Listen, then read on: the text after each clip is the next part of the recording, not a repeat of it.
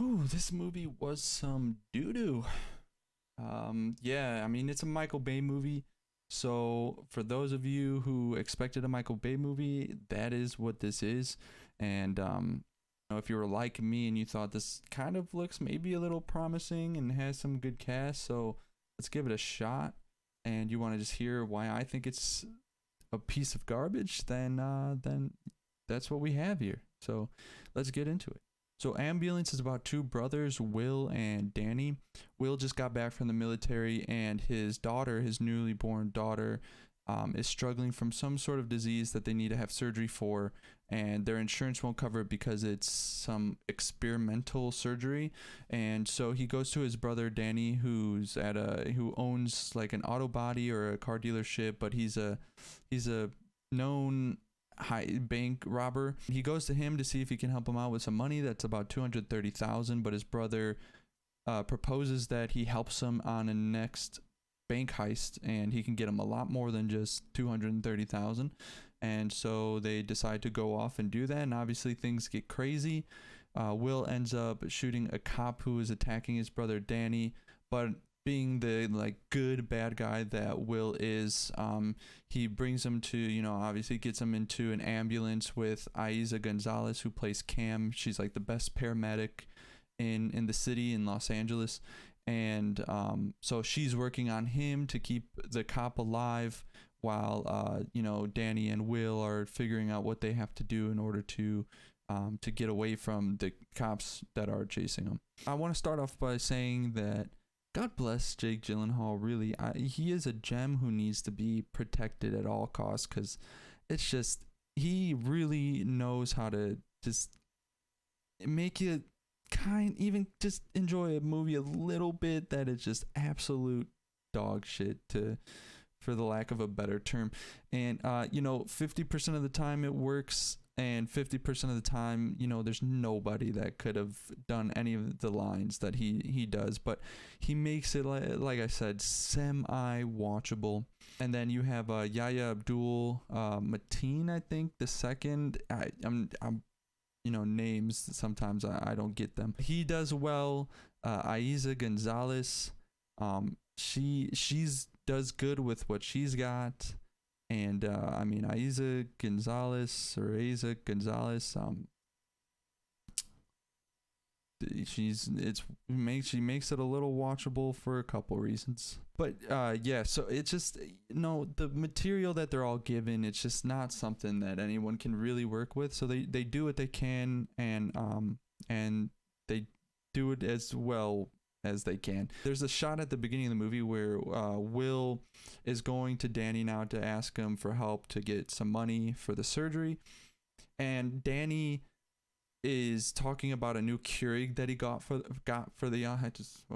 that he got for the office, and like the camera's like shaking while he's like, "You want coffee?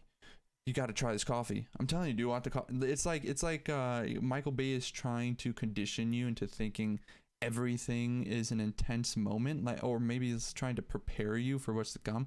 It's almost as if he's constantly getting cameramen who are in training and have never worked a camera before. And I don't want to, that sounds like a slight on the cameramen, but it's always in Michael Bay movies. So I take it more as a vision that Michael Bay has that I don't think it works. He really has his Michael Bay way, and it's really given him his own uniqueness, but it doesn't work. And at the same sequence, or like the same couple scenes, they're talking about this bank heist, right, that Danny's trying to get Will to do with him, and they're just having a conversation in the middle of this dealership, and it's like constant 360s with the camera. It's like it'll go this way, and then it'll cut, and then it'll go this way, it'll cut, and then it'll go this, and it's trying to create this intense atmosphere that's just not intense whatsoever. It hurts the movie, I feel like, because in those moments where they're supposed to be intense and they're crucial, it just doesn't feel as much, because again, we've been conditioned from early on that everything is crucial, everything's intense. You build a tolerance from the very beginning for it. So now when we're going on this 2-hour long ambulance car chase it becomes just dull because it doesn't feel intense. And for the same reasons that every movie like this with car chases feel with me, where it's just there's nothing extra happening. I mean, it is a Michael Bay movie, so there's extra bits of nonsense happening.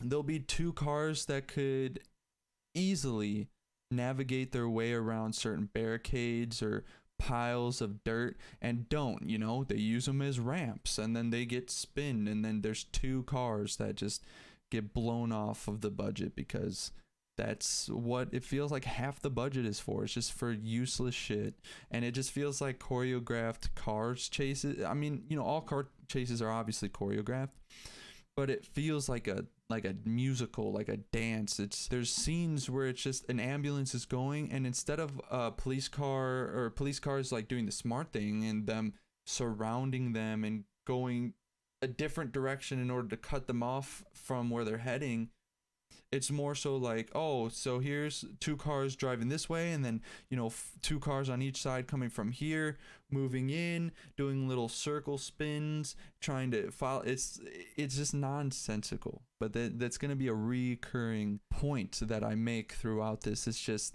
that things don't make sense. There's certain shots that just, it feels very experimental, like eventually he's gonna find a certain shot that works and works really well, and then he's gonna make like his final movie that's amazing, and he's gonna take the shots that actually work and made sense and put them in there for his final thing before retirement. There's a couple times where it's just like shots of the city and it's obviously a drone just going and like doing, I don't know, like a little turn or something of the city, and then it just cuts to something else. Or there's times where it'll go like follow up a building and then it'll just come right back down onto the ambulance, and it's like, dude, you're taking up my time. But I guess again, it's also a little on me because I should know what to expect from a Michael Bay movie.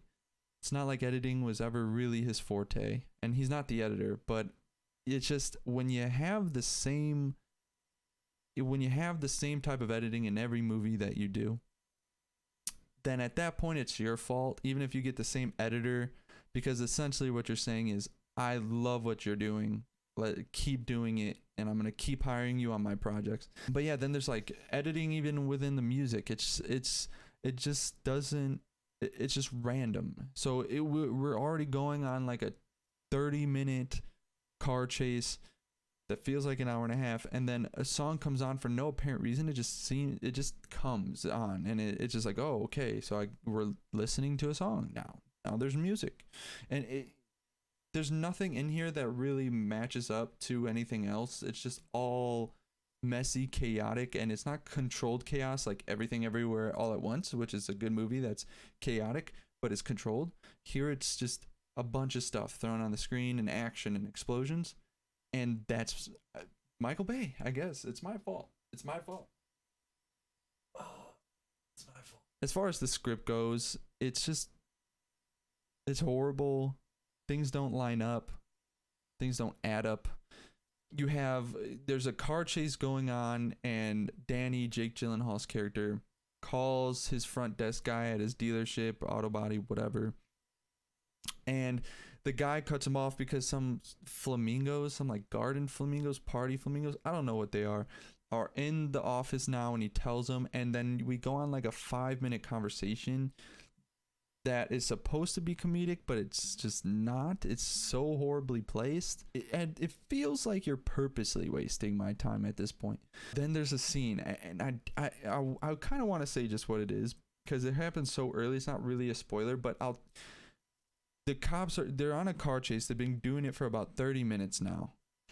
Again, feels like 2 hours, but it's been about 30 minutes, and the cops get called off by the captain for a certain reason, like all of the cars, not just the one. And the reason they don't just call off the one is because the certain character that's in this car is important for a certain reason. There's a certain twist with an FBI agent here that they release that it's supposed, I don't know if it's supposed to be some major twist or what, but the way that it was put in the film almost made it seem like it was supposed to be some crazy twist, but it was the most ridiculous thing ever. On top of that, Danny is apparently an most wanted by the FBI, and he's out here running a dealership in like the middle of Los Angeles, and nobody knows. He's not trying to hide. And also, it's not even like he's coming from another state and it's like, oh, this guy like ran shit in North Dakota and now he came all the way out to LA.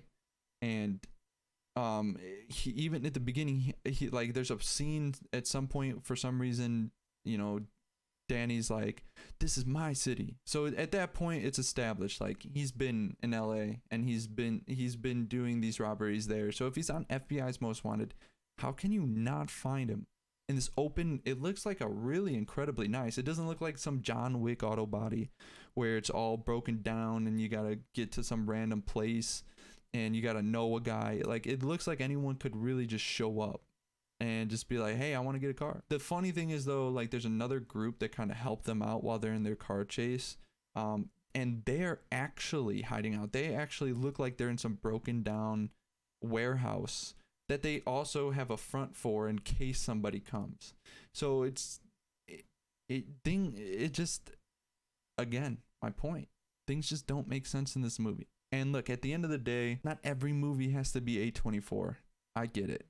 It's fun to have these movies where you just enjoy them for what they are, and you know, they serve a purpose just for you to kind of sit down, relax, get you away from your everyday life, and those are great. And there's some really good ones, which is why it's so annoying, because it's just, you have a cast like this and you have a story line that I feel like could work for a movie like this, but it just absolutely goes to shit when it's in the hands of someone like Michael Bay.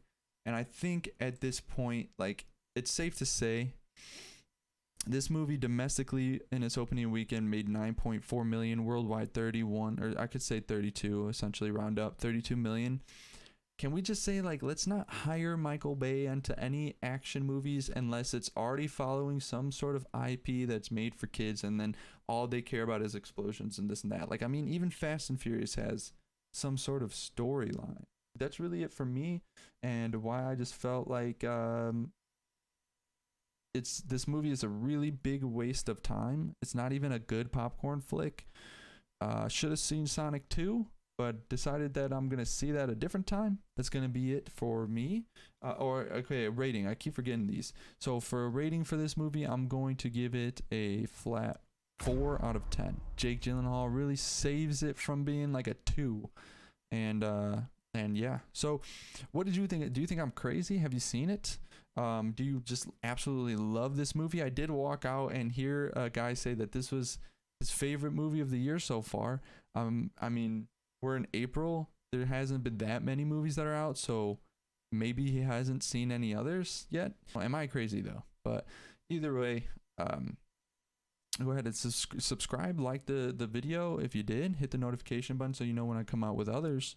Leave a comment on what you think, and with that being said, I hope you guys have a great